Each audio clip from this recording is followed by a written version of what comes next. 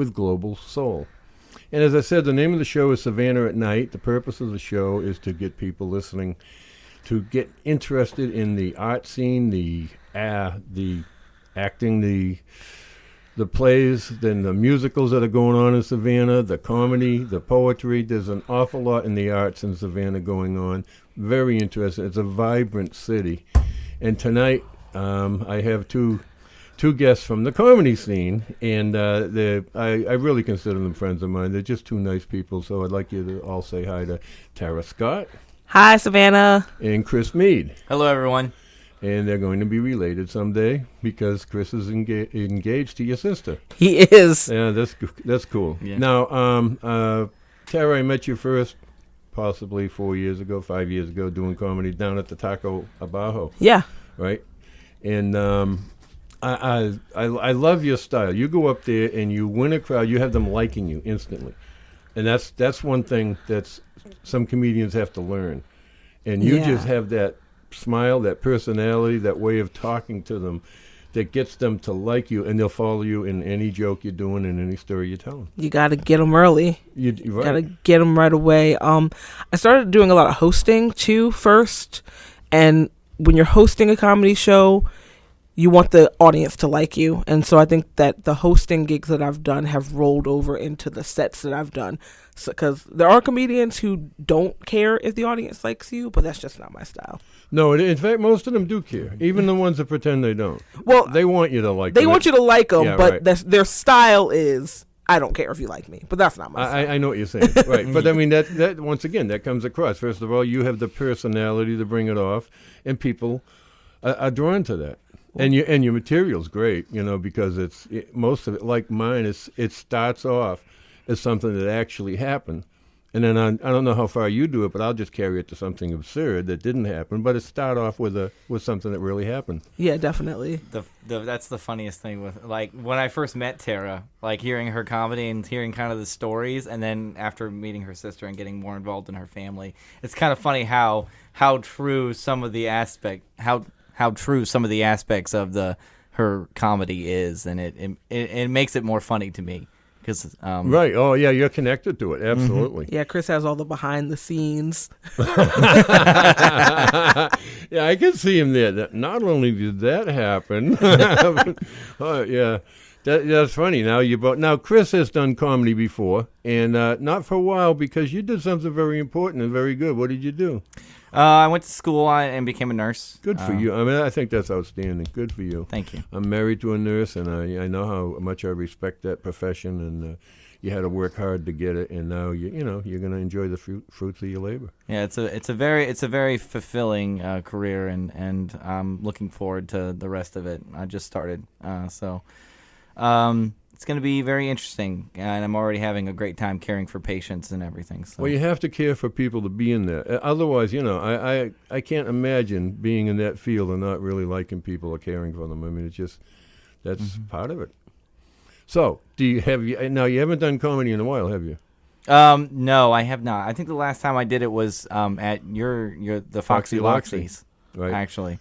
Yeah, and you do a totally different type of comedy than most people, because it's all techno. That's my word for it. I mean, you talk about video games I never heard of.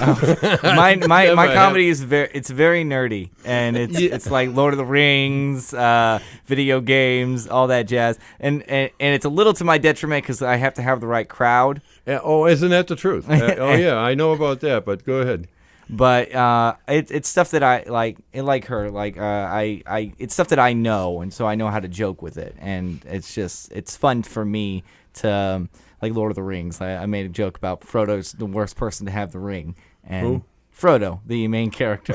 Never saw it. I was with you, Chris. Never saw what's that little kid with the glasses? I don't know. For what? Harry Potter? That one. Never saw it. So, I mean, I am totally that's out her, in that's left her field. Gig right there. That's her totally nerd. Out in left field. When you're doing those jokes on there, if someone gets it, they have to be familiar with what you're talking about. And I know there are people my age that know who Harry Potter is and might have even read a book or saw it, but I don't know. I just skip past that, and But that being said, you hit an important point there. You have to know your audience, and you have to be delivering it to the type of audience that gets that humor. Mm-hmm. And that's not, you can't pick the crowd. You go to Chuck's or you go anywhere else. You don't pick the crowd. They're mostly younger people. Now, you're in your middle, early 20s, I'm assuming, but, I don't want to tell your age. That's your personal business. Let me see your license. No, but I'm just saying, and here I am in my 70s, and that was the first thing I had to learn is the first 2 times I did stand-up comedy, no one laughed, and I'm saying, this is good. I know it's good, and I never let it bother me. I said, I'm going to keep coming back till I figure it out, and what I figured out was I had to find a connection with young people. Mm-hmm. Because they had no idea, what a horse and buggy was. And to be honest, I think that's what Tara's good at. Like, because a lot of my stuff, she will give me advice on how to make it better and more receptive to the audience, and that's why her stuff is great. Well, there's a way of telling a joke for me, even if people don't understand every piece of it. There's a rhythm to a joke, or there's a cadence to a joke, or there's a way to do a punchline that can bring it back to something that everybody can relate to. So that's what I think can make a really decent joke. Because I do tell a Harry Potter joke, and I don't assume that everyone knows Harry Potter. I talk about traveling and living in different places, and I don't assume that everybody knows where Guam is or what Guam is like. Or what Iceland is like, but I can get that punchline to make it so that you can understand what I meant. And you had the luxury of living in those places because of your father's employment, right? Yeah. Hey, Dad. I'm sure he's listening. And it was great. I loved growing up and moving around like that. It was awesome, and it's given me a lot of great material. So absolutely. And you, as Chris was saying, you learn from what you know best. You talk about what you know best, what you do, and the thing with me is, I have a lifetime of stuff to draw from, but I still have to be careful because Marianne will look at me. She's my age. I can't tell you that in person or on the air, but. She understands that, they're not going to get it. She'll say they're not going to get it, and she's right. I have to tailor it, as you just said, Tara. I have to tailor it to the audience and, break it down, come in on it. It's just hard to explain, but at a different direction than just straight hitting them with that, because when you see those blank looks on people's faces when you're standing up there, we all know that. When they're not getting it or don't want to get it, or, oh, man, that is... that's cruelty. It's happened to us all. You can't. It depends on the crowd. Sometimes the crowd's not with it. They just don't want to laugh. No, but they would be arrested for treating prisoners that way because they have rights. However, here we are trying to make them happy, and they're doing that to us. And sometimes we deserve it. Sometimes the joke isn't funny. Whenever they don't laugh, I feel like I deserved it for some reason. Like I know, we all have a piece of it. Yeah, right? I don't, ever go, well, they just didn't get it. They didn't get it because I didn't give it to them. So, did you? And speaking of that, did you ever feel? Because I know I've done it myself. If you have a joke that you think is a killer, and it is, and it always gets a laugh, and sometimes bigger than another, but it always gets a laugh. Do you find sometimes you're not putting your best effort into it because you've told it so many times? I definitely make sure that I go on stage under rehearsed. I don't write my sets out. I don't plan them out before I go. A lot of comedians will, and there's nothing wrong with this. This is their process. Oh, no, everyone has their own style. Yeah, and it's great. And I wish I could do that because it's so stressful to do it the way that I do. But usually when I get to a gig, I have no idea what I'm going to talk about. I have no idea which jokes I'm going to do. I have no idea really how I'm going to organize my set. Wow. Yeah, I'd never know it. You seem to go up there and, as I say, take control from the time you hold that microphone. My jokes usually have connectors where they fit in certain places in the set. So it's kind of more of like a mental outline than anything else. I would say you're also really good at bringing it back because sometimes you tangent, and you just kind of riff for a minute, and then, you're the queen of bringing it back to one a point that is going to get you to one of your next jokes. That's because I have to get back. I'm floundering out there with no idea where I'm going. I had to get back to somewhere. We're all on this ride together, folks. Let's get back on that bus. I know me personally, because we're the opposite with that. Like, I have to, like, you give me crap about this all the time. I have to have my little list in my phone, and I have to know where I'm going to go and which joke I'm going to go to next. And if I tangent, I'm just going to be lost. I might give you, as you just said, a bad time. However, it's Miss Tara here that said one time, get rid of the training wheel. Stop bringing the phone up with you. And yet that's when you reach that point that you don't need the list anymore. You're going to be more confident up there, and it's going to work better for you. And, you're new and you're young, and I do not give directions on anyone how to give comedy. Everyone has their own style, and that's fine. But if somebody asked me, and you just brought it up, so that's the same as asking me. That is why I said it. Seriously, once you get rid of that, Robert Haas, funny, Rabbi? Yes, funny? absolutely. Oh, yeah, he's great. When he first started, I said, Robert, I got to tell you something. I guess because he's a religious person, you feel you have to tell you something. I have to tell you something. I says, your stuff is good, but every time you look down at your phone or paper list, whatever you have, it takes the audience away from you. Yeah. And then it's hard to get them back into the next one. And he thanked me, and he said, and that was, I wasn't criticizing him. I'm saying as soon as you can go up there without that list, you're gonna find it's gonna work much better because it flows easier. Everything's better. I agree with Bill. A lot of that, though, for me, comes from the traditional theater training that I have and the improv training that I have, to where if you don't know your line, the script's not in front of you. You got to get back. You got to figure out how to get back on track in a traditional play. And I think that comedy is kind of the same way, that you don't need your lines. You should know your character. You should know your material, just like your job. Just like when you're nursing, if something goes awry or something different happens, you know your job, and so you're able to recover from that.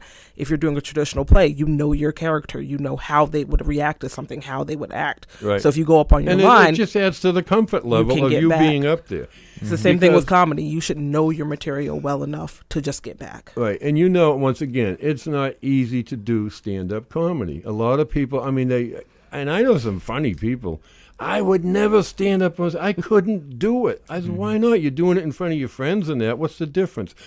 Strangers, I could not do it in front of strangers. I'm saying, okay, you're correct. If you say you can't do something, you're always right. You can't. But I'm saying, if you ever want to, just get up there, especially young people. I urge them, get up there and try it. And if you have a bad set, I'll tell you right to your face, don't let it throw you.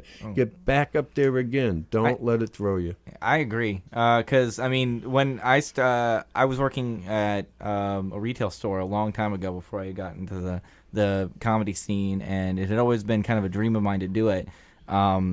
But I was always like you were just describing. I was always scared, and I was like, "Oh, I'm funny with my friends, but I don't know if I'm going to be funny with people." And I just ripped off the Band-Aid. I went one night and I did my set, and it was the nerdiest set ever. It had like Lord of the Rings and all this jazz, and I got a few laughs. I didn't get a whole bunch of laughs, but actually, that's I think one of the first nights I met Tara. She was like, "Hey," she's like, "You're pretty good for a beginner. Like, you just got to work on it." But you get up there. I don't care who. If you can have the worst set on earth, if you get up there and tried, I tip my hat to you.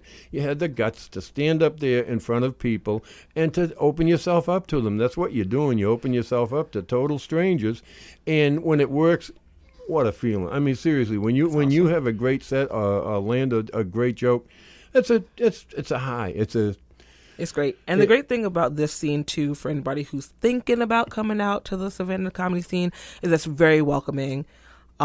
It's not a lot. Even if you don't get a lot of laughs, you're not going to get a lot of boos. No one's going to throw a tomato at you. And the comedians who are in the scene who are working and doing comedy pretty consistently are very, very accommodating and very, very helpful and very, very loving and open. So that's great. Absolutely. You hit on two things that I've always said since being involved with it. Now, about 5 years now for me, is that we support each other. Nobody, we have your back. Don't worry about it. And as far as the audience and that, I have and this is not a dare or a challenge. I have never been heckled. So I'm just saying, and I'm just saying the crowds that come here too, even if they're not what you call a great crowd, they didn't, that like you'll see 2 or 3 comedians in a row with good stuff, and they're just not into it for whatever reason. They're not disrespectful. You know what I'm saying? No. They don't yell things out. Very rarely. There'll be someone that had too much to drink, and that's what usually that comes from. Yeah. But that is so rare. It's a good, respectful place to start off and to cut your teeth on. Savannah is great. The people involved in it are great, and I just can't say enough about it. I'm happy I'm a part of it. Yeah. I agree. And that's actually when I originally started. That was one of the reasons why I kept going, because people like Tara were they were so open and so welcoming, and people like you and Bill and like you guys, you weren't like, oh, you're just terrible, go away. You were like, hey, you're this is good, you should work on this, and come back and be better. Keep coming back. Yeah. I don't care who you are. Keep coming back. And we've seen people that come out once and would never do it again. Yeah. It bothered them to that point. And if it was that, like, I hosted Foxy Loxy, and if I see someone like that first time and they really had, I'll just go up to them and say, listen, I just want to tell you something. I started the same way.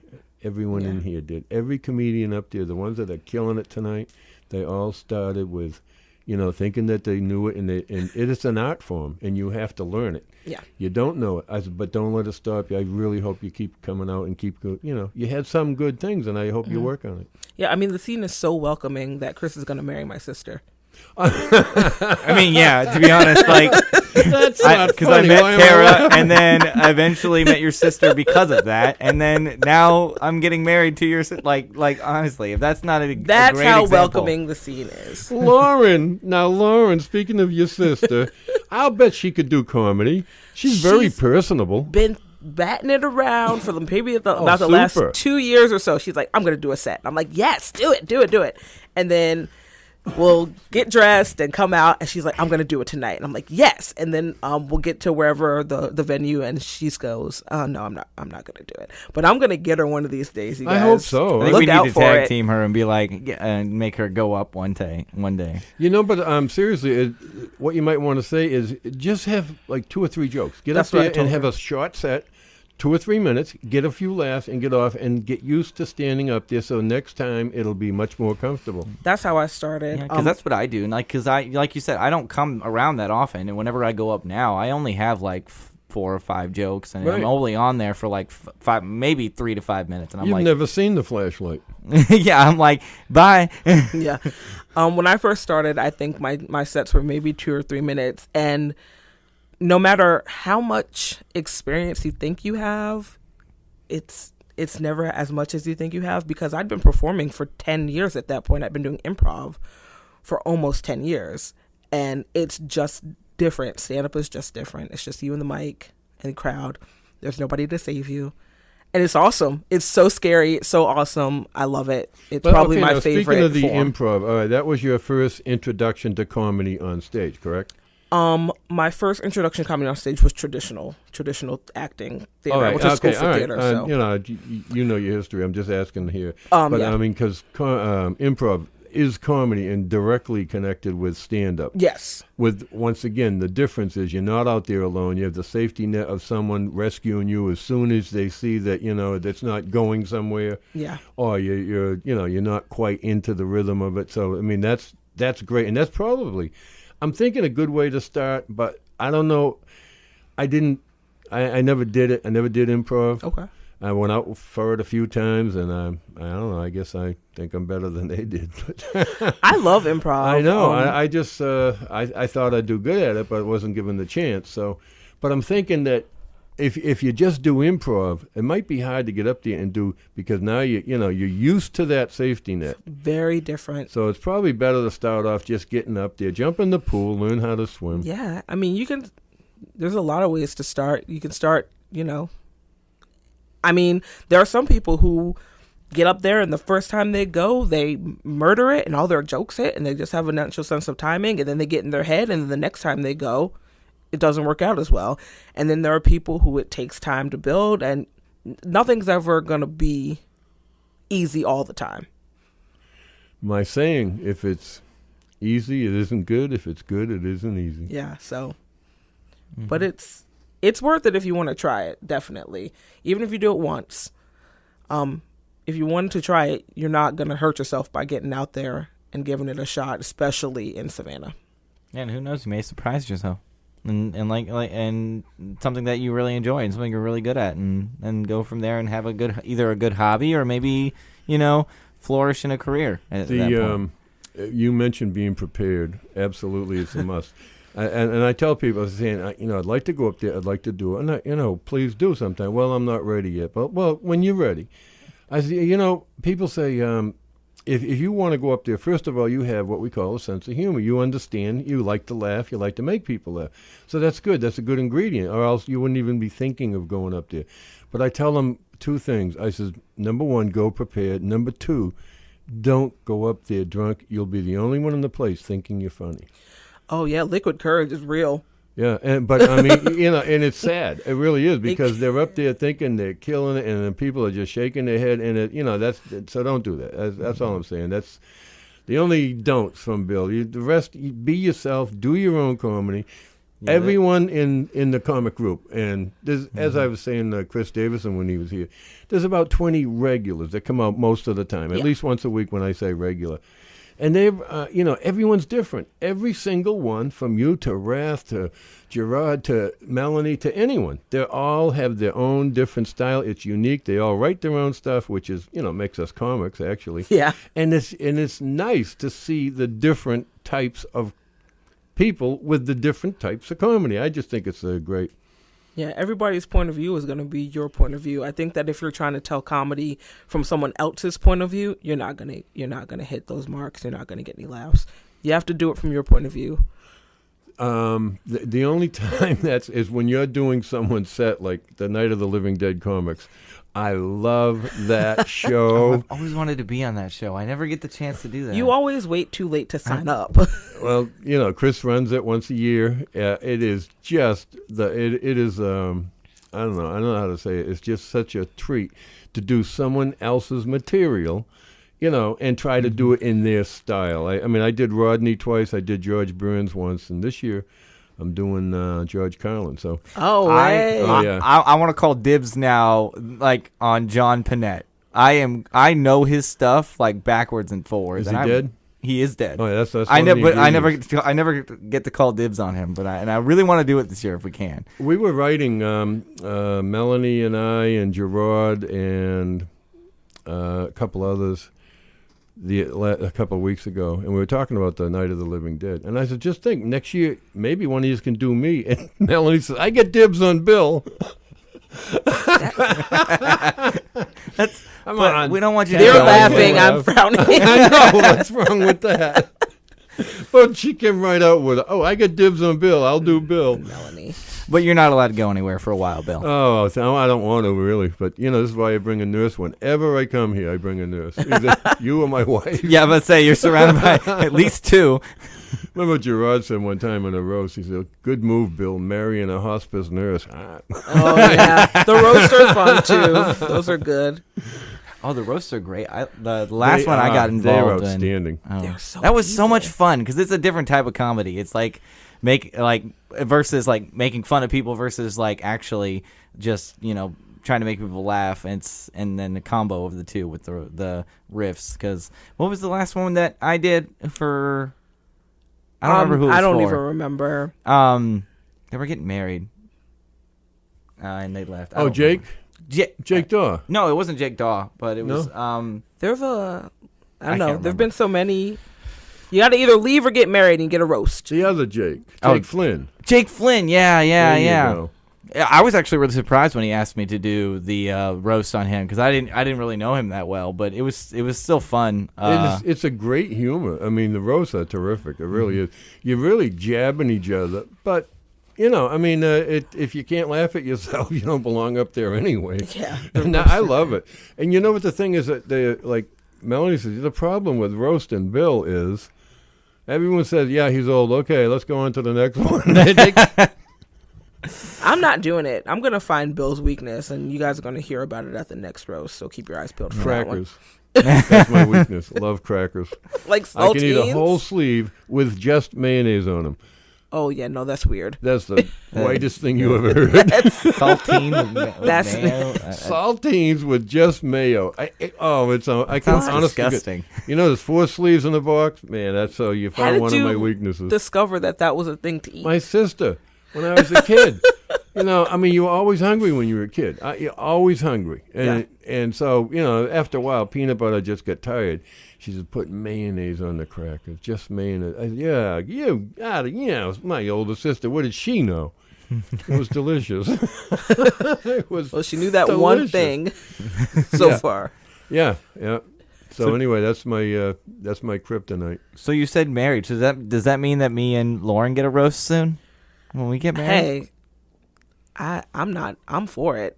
I was about to say. Yeah, I'm. I for roast any you guys roast. on Yeah. stage anyway, whether We do you're it with there you. or not. We do it about you when you're not there. We might as well have you there and do it.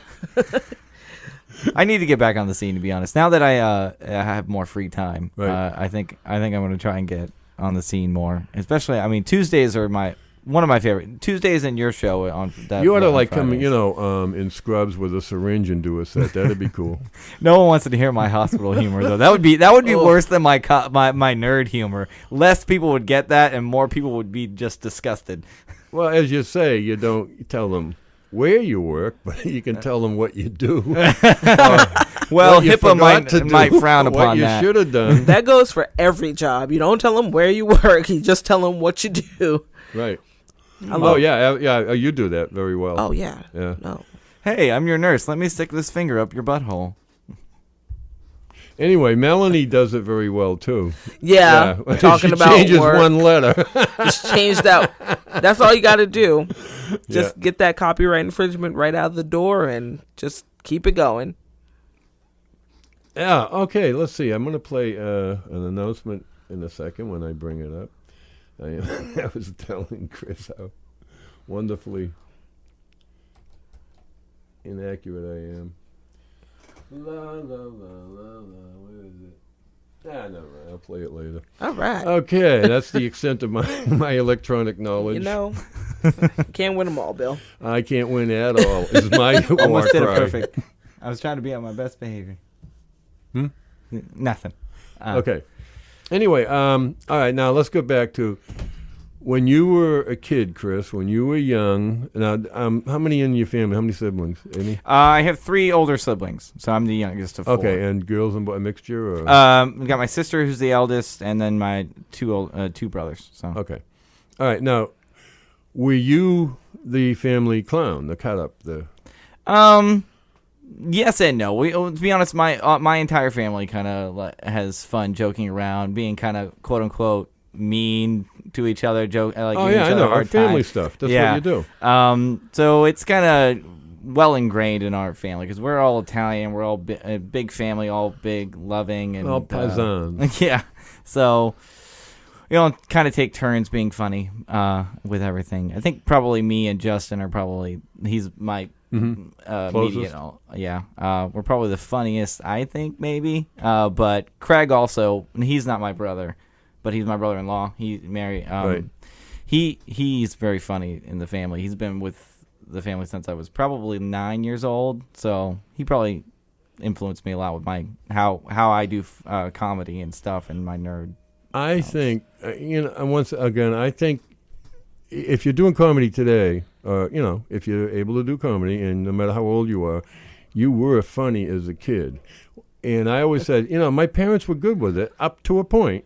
And then it was, I got that knock it off. And I knew that, those 3 words, I had better knock it off there. Mm-hmm. Put the brakes on, don't go over the cliff and that. Now, Tara, how about you? I think that I'm the least funny of my siblings. My brother is a riot, and my sister is hilarious. They're both insanely funny. I think that I'm just the most structured funny person. I'm the most funny on purpose, but my family is hilarious. My parents are riots. They're just funny. And I think that the way that you think about humor and the way that your humor develops does have a lot to do with your parents and how they joke with you and your siblings and how they joke with you.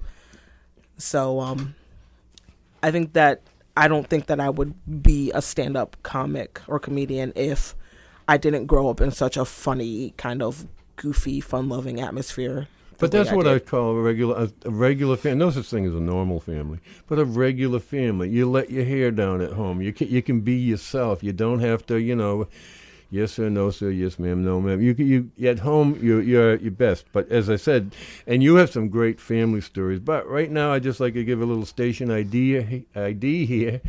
This is WRUU-LP Savannah, Georgia, 107.5 FM. WRUU.org. We are Savannah Soundings, community radio with global soul. And the name of the show is Savannah at Night. I'm your host, Bill Cooper, and tonight my guests are my pals, Tara Scott and Chris Mead.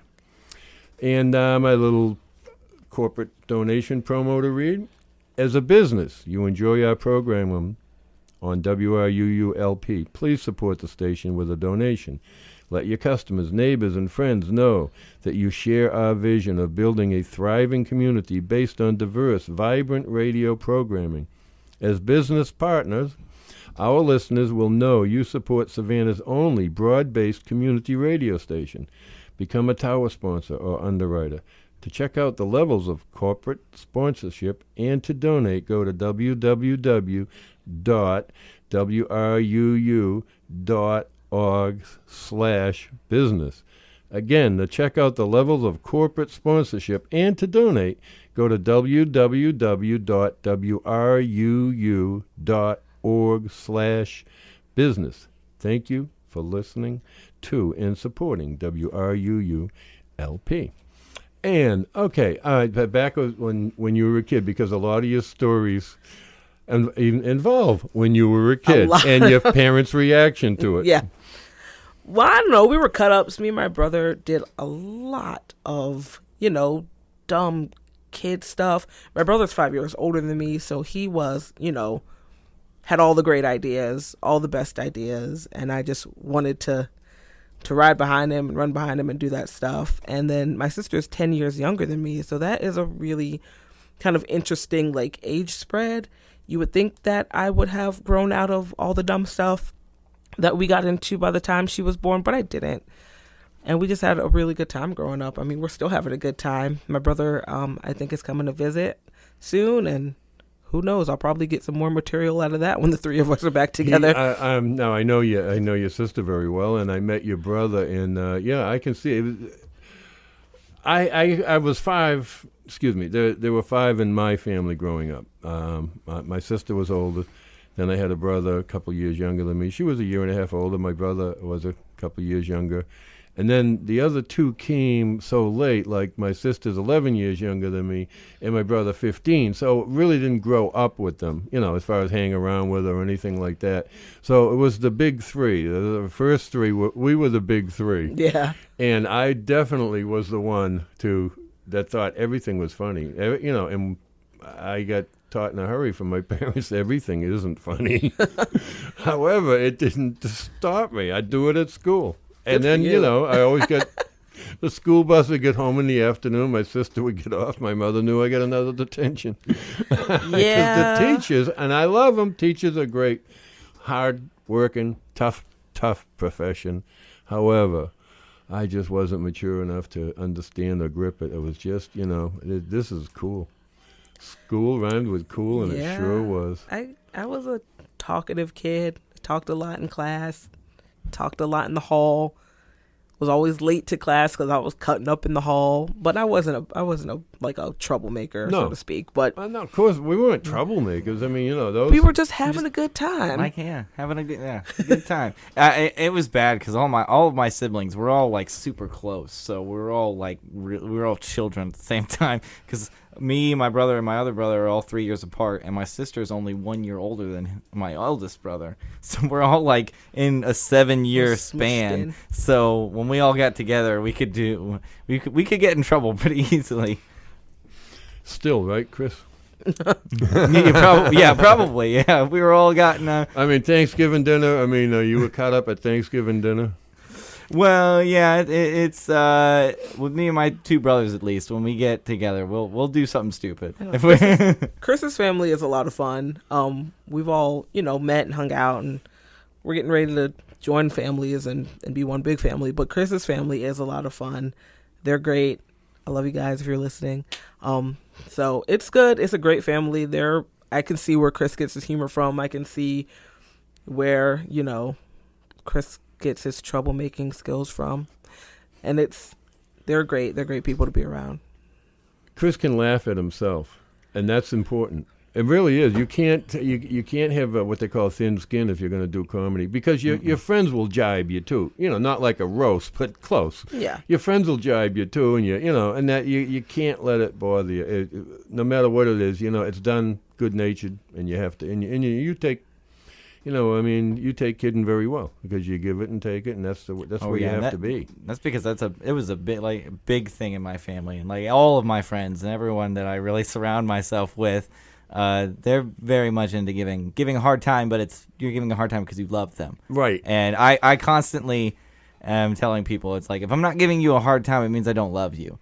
So. And that I'm going to tell you, that's regional. I've lived here in Savannah for 17 years, but grew up in New England. Massachusetts, and up north, if you weren't giving your friend a bad time, he'd want to know what was wrong with you. Yeah. And I'm seriously.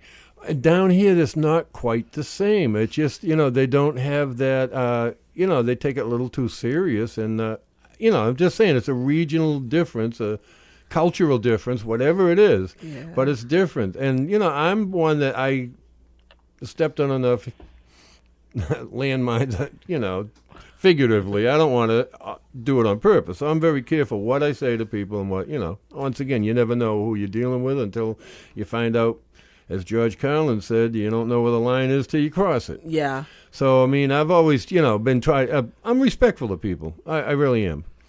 But as I said, I had to learn down here, it wasn't the same. You couldn't jibe someone like you did up north. They would just look at you like, it wasn't anything bad, but they'd just look at you and you'd be, okay, that isn't working, Yeah, the dozens, they call it the dirty dozens, where you stand on the playground and tell your mama jokes back and forth. Right, right.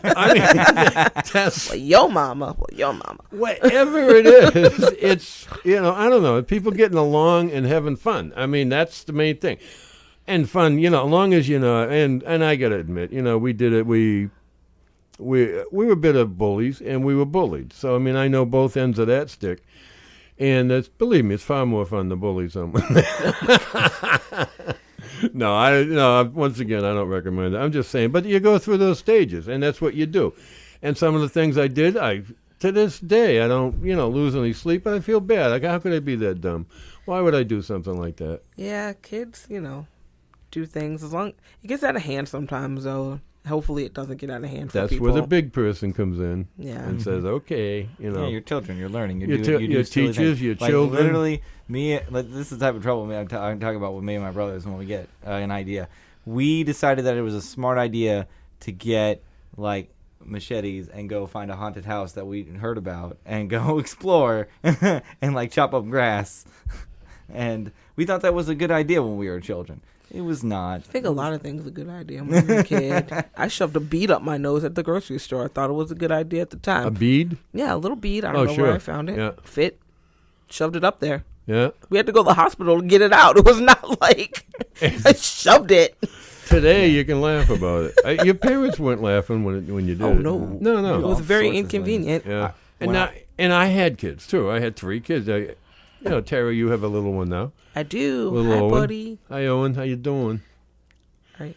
I can see him. I can see him waving. Yeah, he puts his hand straight up in the air now. Hey, he let me hold him.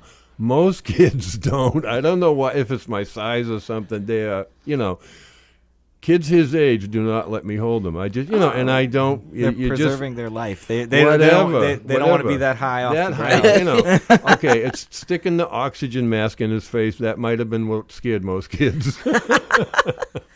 But, and as my mother always said, never force yourself to a baby or child. If they don't want you to hold them, walk away. They will tomorrow, the next day. Don't do that because that's not good for the baby. But Owen let me hold him. Yeah, he's easygoing. He's an easygoing kid unless it's night time, and then he's not easygoing. Does he not want to sleep? He does not want to go to. He doesn't want to go to sleep. I think it's because he doesn't want to miss anything. Yeah. I think he's All gotten the in his attention he head got all that day. Sure. something's happening. If I go night, the ice cream's gonna come out, or there's gonna be a clown or a pony ride, or something's gonna happen. If I go night, I'm gonna miss it. You're trying to trick me into going night, and he doesn't want to go night. The ice cream truck. Oh, there was one that comes by our neighborhood, and they play this awful sound. They blast it out, and then it got, it was like circus music or whatever. Yeah. And then it stops and it goes, hello, and then it starts up again. Oh no! Oh, yes. I've heard that yes. one. Yeah, That one comes by my sister's house too. right. That's that one's creepy. That is. And it is blasting. You can't miss it. If you're in the house, you can hear that. Which, a guy's trying to make a buck selling ice cream. I don't have a problem with it. It's an honest living, good for him. However, it is the most annoying thing. We used to have, when I lived in Virginia, we used to have what we called the angry ice cream truck driver, because That's a bit. Write that down. he seriously would drive like 60 miles an hour down like the roads, and like his music would, as he was driving, would go faster. Oh my gosh! That's a bit, Chris. I'm telling you. You write that down, or I'll say I made it up. Like The angry ice cream. kids like hanging on to the side with their feet He never flapping stopped in the for back. anyone. Yeah, no. I don't know why he was doing it. But you remember when you were a kid, like popsicles were a nickel, right? Oh yeah. Tara doesn't remember that. I don't even think Your I've ever parents seen don't a nickel. remember that. Not in real life. A nickel was worth nothing. Nickel, Basically. and you could bust it in half and share it with someone. Oh my gosh! They had sounds to be a amazing. real good friend to get a piece of my popsicle. Is all I'm saying. Yeah. Oh, the twin popsicles. Yeah, that was, Those you were when I bust was them in little. half. They had 2 sticks. When I was Oh, little, yeah. you could still get one of those. My mom's from New York. I was born in New York. You could still get stuff like that from like the little bodegas, the little corner stores for probably 50 cents. A quarter, you could get like a single popsicle for a quarter. So I remember, some of the good old days. But now, geez, I think it's like a few dollars now. yeah, popsicle. It's got to take out a loan. No kidding. That's what. I mean, it went with everything. I like telling people, I remember walking down the street with my sister getting a nickel cup of coffee. And because in our house, it didn't matter how young you were, coffee was a breakfast drink. It wasn't an adult drink. Loved coffee from the time I can remember. But, you'd put 6 teaspoons of sugar in it, too. Yeah. And as much cream as it would hold. And, it tasted delicious. That's because you're already tall. They didn't need to. They didn't need to worry about stunting your growth. No. That was with cigarettes. Cigarettes will stunt your growth. That was the thing. It's like a frappuccino. That was the only now. thing they could say bad about it. Cigarette that they knew. I mean, Well, caffeine and nicotine, they affect the same receptors. we have a nurse with us. Am I going to be billed for that info? Sorry. I think we should get a little bell, and every time Chris spouts out a fact, we should just ring it like, ding. Chris fact. As I'm saying, we might be getting a bill for this. Careful. We don't ask him too many facts. Our $50 medical a advisor fact. today has been Chris Mead. No more facts, Chris. Yeah, Stick unless to they're about nonsense. popsicles and coffee. Anyway, and I've told this before 100 times, but donuts were a nickel too. Oh, I would And love donuts that. were huge. I mean, they had to be twice the weight of a donut today. Maybe a little bigger, but whatever it was, man, it was twice the weight. In fact, it barely had a hole in it. It looked like, I don't know, a frog. I would have It loved looked that. waterproof. Right. However, Chris when you loves dunk that, donuts. we'd go down to dine when you dunk that in the coffee, in no time at all, there'd be a 1/4 inch of grease floating on top of the coffee. And man, it just made the coffee taste better. And the donut, that was the only way you could eat it, was to soak it in that. That's fantastic. It was delicious. That is a real. I love Dime. eating some pastries. I have at least one pastry a day. Really? Good grief. Yeah, not even kidding. I have at least one form of pastry a day. Like Nothing a wrong with it. I donut mean, if you or can a handle it, bread go for or it. Yeah. something. Yeah. Try crackers and mayonnaise. I mean, you've convinced me. I might try it. You know what I did one time? Once again, I can eat anything. I tell, when Marianne and I met, she's one of the things, didn't get to know someone. What kind of food do you like? As I eat from the food group, you won't disappoint me, whatever you cook. But I tried crackers and bacon grease, and then put mayo on them when they were hot. Oh man! I love this cracker obsession. I love it. Now, if you ever come to my house, I know that I just gotta set some. No, I bring them out. with me. Awesome. He's like me with Dr. Pepper. Well, that was They're the in only the thing I trunk. could eat when I was pregnant with Owen was just like crackers and pineapple and chicken nuggets. It goes back to my father. My father always at night after supper he'd be watching TV or something, and after he finished his big old cigar, out would come the crackers, and he would be eating one after. Want one? No, what am I a cracker for? I mean, you're not even putting jelly on it. You're just eating crackers one after another after another. Well, come to find out, he was in the hospital just after I was born, deathly sick. I mean, he lost half his weight. That's how sick he was. They did a procedure on him back then in 1945 that was brand new. I mean, it's what saved his life. Anyway, the only thing he could keep down were crackers. So one time he's eating them, and a nurse comes in and sees them. And this is back in, he was in the service at the time, so it was a service hospital. And she sees the crackers. She says, "I'm getting those out of here. You'll attract bugs and that with those in there." He says, "That's the only thing keeping me alive."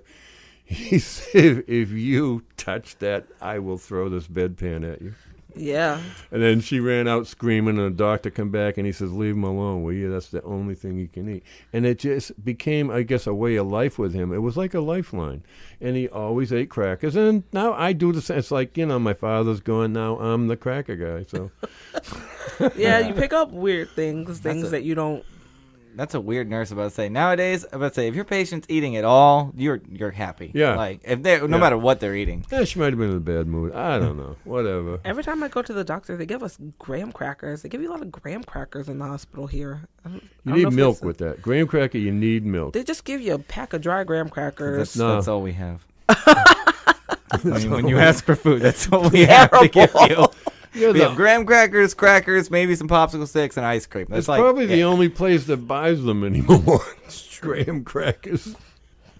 They don't have a very big shelf at the supermarket for graham crackers. They have 472 types of yogurt, but they don't have graham crackers. The only thing you need graham crackers for is s'mores, I guess, right?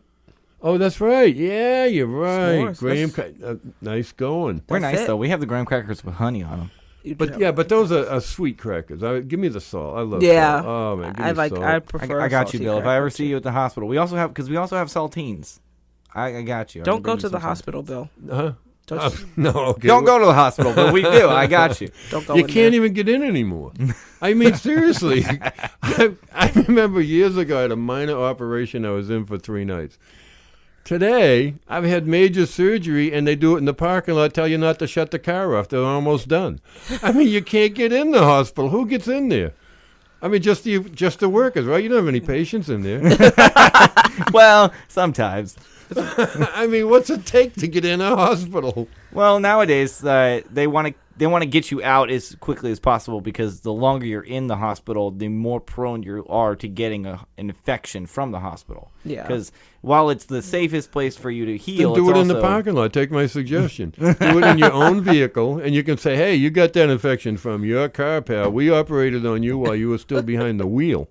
Yeah. In fact, you didn't leave it in park, and we almost got hurt." Like, yeah, if you got a problem, maybe you need to call Mr. Ford because that's where you had your operation done. Yeah, right. Yeah, very good. Yeah. Henry? Yeah. Another one. We have another infection from your Model T. What's going on? What's T mean? Terminal? Oh man! I was gonna make a car joke, but no one would get it. No, that's all right. There we go. I was you're gonna right. say it was an autosomal infection, but auto car and then something like AutoZone. No, we can't do that. That'd be an ad.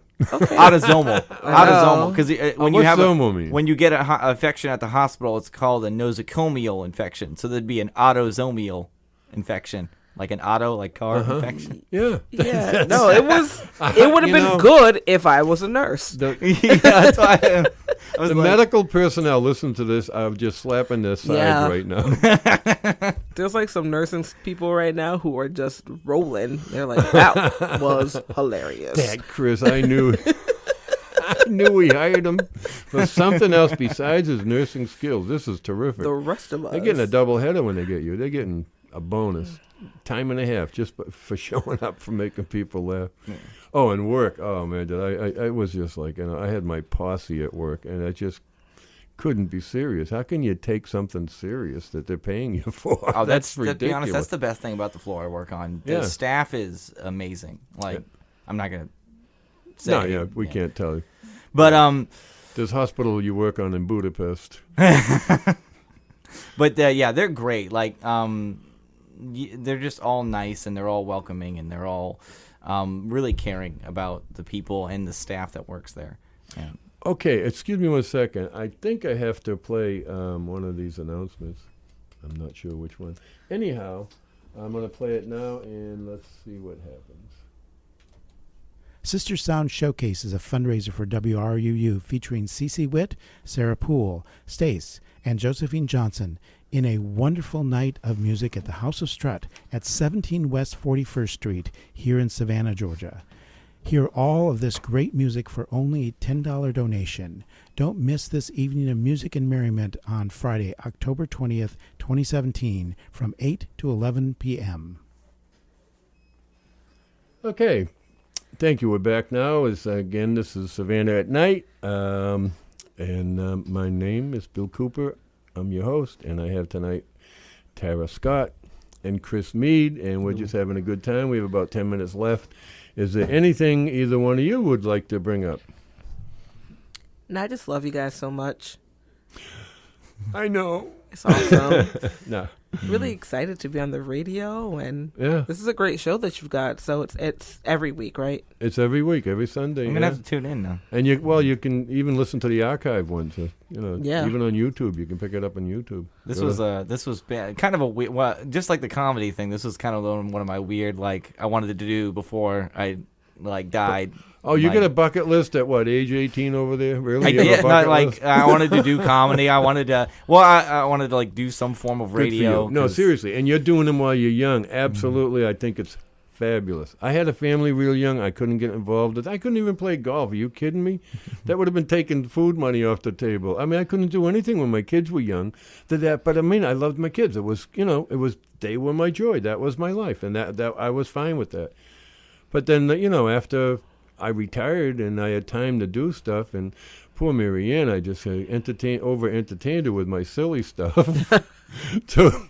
And I'm not a TV watcher. I just don't like TV. I mean, they kill it with ads, and if you get interested in something, they have so many ads on, I just walk away, forget what I was watching. I can't even, but Mary Ann likes it. That's a form of entertainment for her. She works hard. She's a nurse. When she comes home, she says, I just want to put up my feet and relax. I said, good, and you should.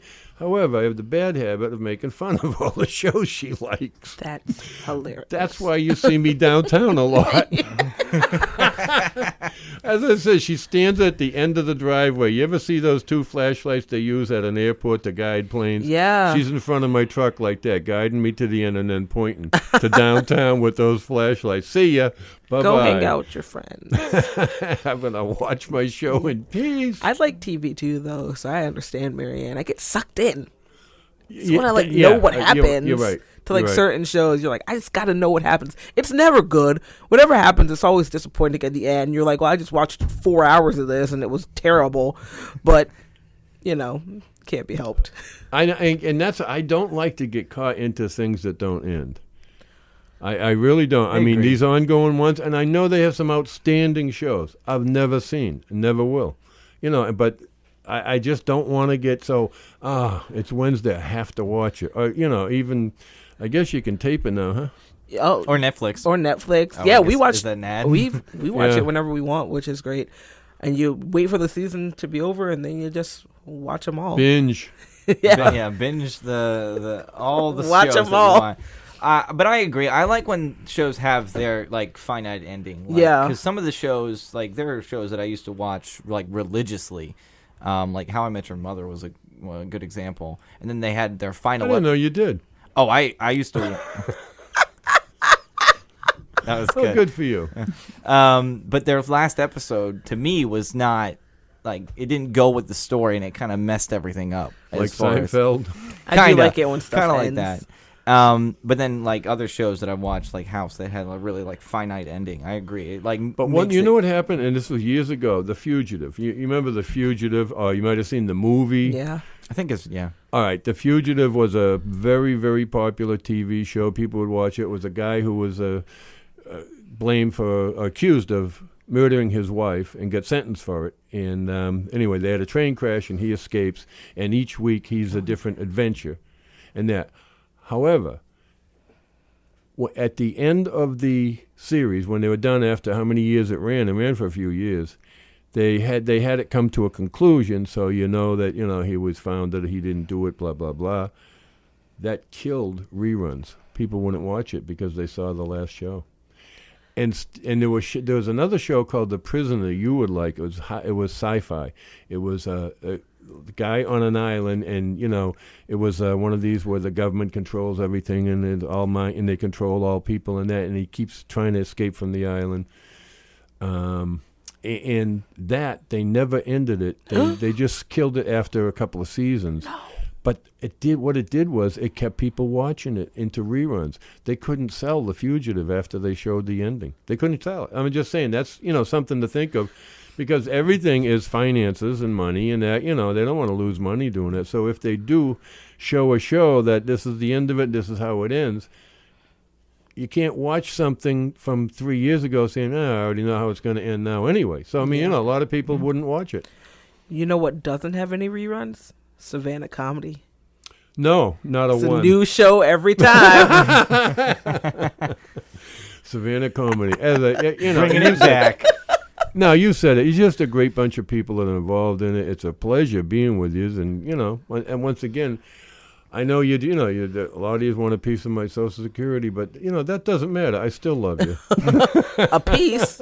Thought I was getting the Okay, whole Bill, thing. can I Well, I'll have get like one number, and then like we'll come together. Can I have that cane when you're done with it, Bill? That would be swell. I'll just take your motorcycle. I know it's still riding it until I can't. Or that cool. giant poster you have in your garage. So cool. The Johnny Cash one. Yeah, that one. Yeah. I thought you had a lady poster in your garage. Oh, that one. Oh, yeah, I do. Yeah. I was just, I'll sell you that joking. one. You have a bunch of cool stuff, Bill. Oh, in the door with all the signatures on it. I really like Okay, that. stop taking Bill's stuff. It's Bill's stuff. He's using it. Yeah, I know it. Now, that one, Johnny Cash, that was, who the heck played Johnny Cash? What's the actor? Change. Phoenix. Joaquin Phoenix. Oh, Walk Hard. Joaquin Phoenix and Reese Witherspoon. That is up there because Reese Witherspoon is in that photo. Now, Marianne knows. I mean, every time I walk by, she has to, like, rub my kiss prints off the poster. You got to have someone like that you go, and it was Reese Witherspoon, So. I like her. She's funny. She's a good actress. You know how she eats oatmeal? With a spoon. But of course. Spoon. That's good. That's funny. Anyhow, so for you folks listening, the comedy scene in Savannah is alive and very well. A lot of them have left the Savannah area and are doing very well in Atlanta, Chicago, and other places that they've gone to. And it really is a good scene with good people. You're missing a big piece if you just stay in and watch television. You got to get outside and see what's going on. I mean, there's Monday, Tuesday, Wednesday, every week there's comedy.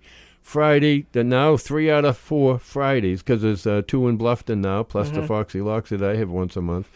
And it's just incredible how many opportunities you have during the week to see comedy in this area. And it's not just that. I went to yesterday. My wife and I went to see Jesus Christ Superstar.